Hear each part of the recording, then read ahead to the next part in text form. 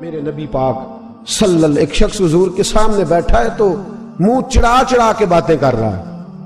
کچھ لوگ نقلیں اتارتے ہیں، اور بزرگوں کی نقل اتارنا اور بزرگوں کی توہین کرنا یہ رب کو سب سے ناپسندیدہ فعل ہے.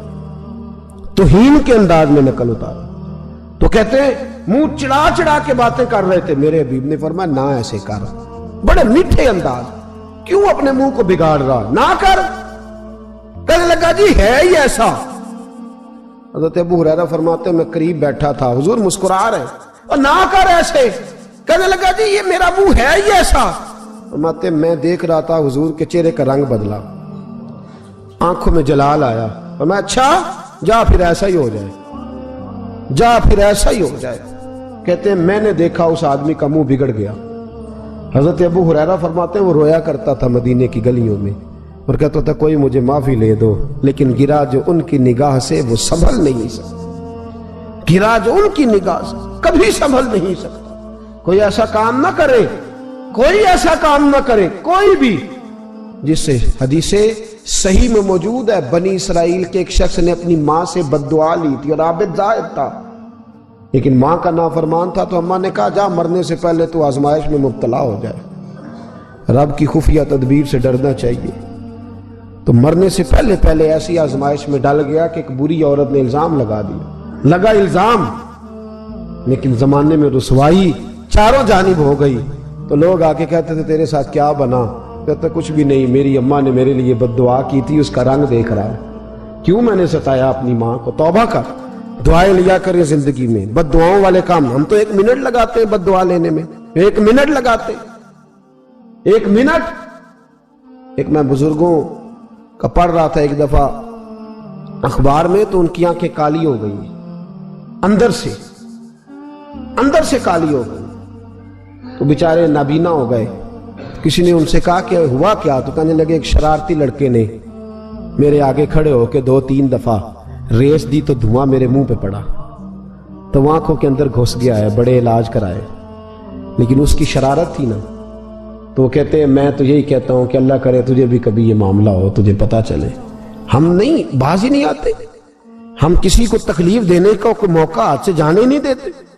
میرے عزیزو یاد رکھو، ڈھونڈا کرو کہاں کہاں کس کس کو ستا بیٹھے، کس کس کی توہین کر بیٹھے، کہاں کہاں ہم نے لوگوں کے بد دعائیں اکٹھی کی. بد دعائیں پیچھا کرتی ہیں، جس طرح دعا پیچھا کرتی ہے بد دعا بھی پیچھا کرتی ہے. وہ پیچھے پیچھے چلتی ہے، وہ تاڑتی ہے. عتبہ نے میرے رسول پاک صلی اللہ علیہ وسلم کی بے ادبی کی. حضور علیہ السلام کے چہرہ انور پر اس نے معاذ اللہ ثم معاذ اللہ تھوکنے کی ناپاک جسارت کی. میرے حبیب نے دعا فرمایا یا اللہ اللہم سلط علیہ کلب، اللہ اس پر درندہ مسلط کر دے. ابو لہب کا بیٹا تھا، رات کو جب سوتا تھا تو ابو لہب 2-4 بندوں کو معاوضہ دے کے کھڑا کرتا تھا کہ نیزے لے کے کھڑے ہو جاؤ، میرے بیٹے کے قریب کوئی نہ آئے. توجہ ہے آپ کی؟ نیزے لے کے کھڑے ہو جاؤ.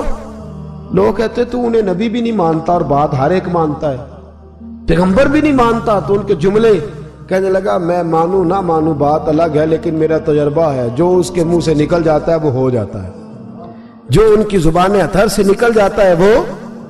ایک سفر پہ جا رہے تھے، قیام کرنا تھا، سونا تھا، 4 پائیاں لگی چاروں جانب. تو بیچ میں ابو لہب نے اپنے بیٹے کی 4 پائی لگائی، بیچ میں. جاگ رہے ہیں آپ لوگ؟ ارد گرد دوسرے لوگ سوئے، بیچ میں. اور لوگ کہنے لگے تو پاگل ہو گیا ہے، اگر کوئی شیر آئے گا تو باقیوں کو نہیں کاٹے گا، صرف اس کو کاٹے گا. کہنے لگا بد دعا تو اس کے لیے ہوئی ہے، دعائے ضرر تو اس کو ملی ہے، اسی پہ مسلط ہوگا. شیر آیا رات کے اندھیرے میں، لوگ تھکے ہوئے تھے. ایک بندہ جاگ رہا تھا، وہ کہتا اس نے سب کے منہ سونگے، لیکن کسی کو اس نے تکلیف، کسی کو تکلیف. سونگتے سونگتے عتبہ تک آیا. اور لفظوں کا فرق دیکھیے گا، آیا ہے، چیرا ہے، پھاڑا ہے، ٹکڑے کیے، حصے بکھرے کیے، لیکن ایک بوٹی بھی نہیں کھائی. مار دیا، چہرہ بگاڑ دیا، وجود کاٹ دیا، چلا گیا قتل کر کے. کھایا نہیں، ایک لقمہ بھی اس کے وجود. بھائی درندے پھاڑنے آتے ہیں کہ کھانے آتے ہیں؟ وہ کھایا نہیں، پھاڑ کے چلا گیا. لوگ سویرے پوچھنے لگے صحابہ سے کہ ماجرا کیا ہے؟ تو گویا صحابہ زبان حال سے کہہ رہے تھے گستاخ کا گوشت گندا ہوتا ہے، جانور بھی نہیں کھایا کرتے، گندا ہوتا ہے۔ یہ ہے میت کسی بے ادب کی، منہ دکھانے کے قابل نہیں ہے، ان کے دشمن پہ لعنت خدا کی، وہ رحم پانے کے قابل نہیں ہے۔ میرے رسول پاک صلی اللہ علیہ وسلم کی زبان اطہر سے اگر کبھی کسی شخص کے لیے ایسا جملہ نکل گیا تو پھر اس نے بھی اس کا پیچھا کیا، لیکن میرے حبیب نے دعائیں ہی دی ہیں۔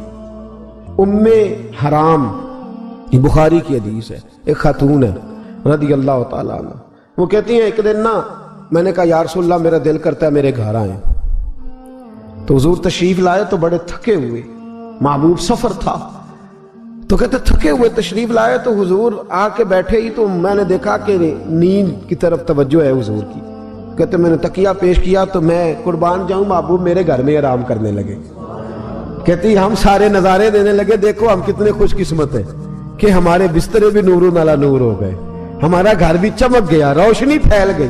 کہتے ہیں حضور سوئے جب اٹھے نا تو مسکرا رہے تھے، حضور اٹھے تو اس زمانے میں کوئی تصور نہیں تھا بیڑی بیرے کا، کشتی جو سمندر میں چلتی ہے اس کا تصور ہی نہیں تھا، ابھی قریب قریب نہیں بنتی تھی وہ کشتیاں، دور دور علاقوں میں بنتی تھی، اور اگر بنتی بھی تھی تو ان میں بیٹھ کے مجاہد نہیں جاتے تھے، مجاہد خشکیوں کے رستے جایا کرتے تھے۔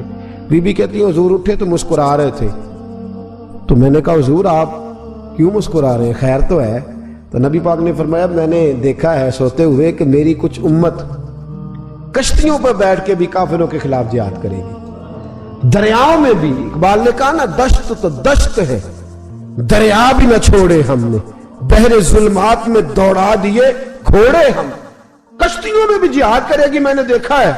تو کہتی ہے میں نے فٹافٹ کہا یا رسول اللہ مجھے بھی شامل کر دے ان میں، حضور مجھے بھی ان میں، حضور ذرا جلدی جلدی، دیکھا جو ان کو بانٹتے تو میں نے بھی بڑھ کے پیار سے دستے عطا کے سامنے دستے طلب بڑھا دیا، میں نے بھی آگے بڑھ کے کہا حضور تھوڑی خیر ادھر، حضور مجھے بھی شامل کر دے، کہتے پہلے بوڑھی تھی، نبی پاک نے ہاتھ اٹھائے کہا یا اللہ اس کو بھی ان میں شامل کر دے۔ اب فرماتے ہیں سرکار کا وصال ہوا، کوئی جہاد نہیں ہوا سمندر والا، حضرت ابو بکر کے زمانے میں کوئی جہاد نہیں ہوا سمندر والا۔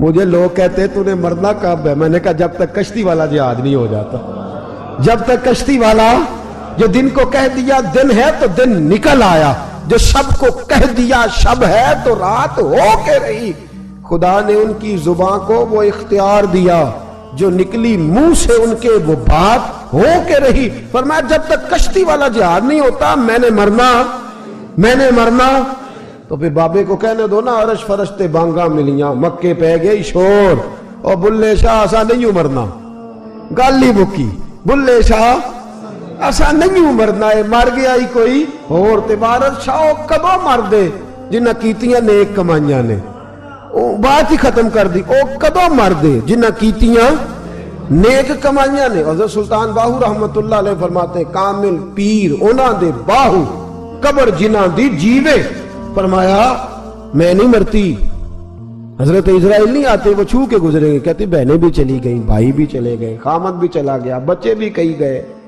اور میں اسی حالت میں۔ حضرت ابو بکر صدیق کا وصال ہوا، حضرت عمر کا وصال ہوا، حضرت عثمان کا، گن رہے ہیں آپ لوگ، حضرت ابو بکر کے 2.25 سال، حضرت سیدنا عمر فاروق کے کم و بیش 10 سال، حضرت عثمان غنی کے تقریباً 11.5 سال، کتنا عرصہ ہو گیا؟ کہتی ہیں کوئی، پھر حضرت علی کے 4.5 سال، بی بی کہتی ہے میں تر و تازہ تندرست کی تندرست لوگ پہتے ہو، بی بی تیرے ساتھ والے سارے چلے گئے، تو کب جائے گی؟ تو میں کہتی ساڑھے نبی دی زبان، ساڑھے نبی دی زبان، ساڑھے واسطے قرآن، میں کیسے جاؤں، ابھی جہاد ہی نہیں ہوا۔ کہتے ہیں خلفائے راشدین نے پردہ کیا، حضرت امیر معاویہ کا دور آیا، اور حضرت امیر معاویہ نے قسطنطنیہ کے لیے جب مجاہد بھیجے تو سمندر کا رستہ تھا، کہتی ہیں جب سواریاں جانے لگی تو کہنے لگے کچھ بیویوں کی بھی ضرورت ہے کھانا پکانے کے لیے، کہتی ہے میں ہاتھ بھی کھڑا کرتی رہی، درود بھی پڑھتی رہی، اور محمد کی صداقت پر شکر بھی ادا کرتی رہی۔ کہتے ہیں میں نے ہاتھ کھڑا کیا تو مجھے کچھ لوگ کہنے لگے بی بی تو سلیکٹ ہو جائے گی، تو بوڑھی ہے۔ تو کہتی ہے میں نے کہا سلیکٹ ہو کیا جاؤں گی، مجھے جانے والے سلیکٹ کر کے گئے ہیں، مجھے سلیکٹ کیا گیا ہے، جنہوں نے ظاہری پردہ کیا ہے نا، سلیکٹ مجھے، حضور نے دعا کر دی تھی تو نبی پاک کی دعا، فرماتی ہیں ہم نے کشتی میں بھی بیٹھی، جہاد بھی کیا، اور جس دن وہ جہاد ختم ہوا حضرت ام حرام کا وصال ہو گیا۔ تو لوگوں سے پوچھتے بی بی چلی گئی؟ کہنے لگے ہاں، مصطفیٰ کا کیا ہوا وعدہ جو پورا ہو گیا ہے، میرے محبوب نے جس کو دعا دے دی، میرے رسول کریم نے جس کے لیے دعا کر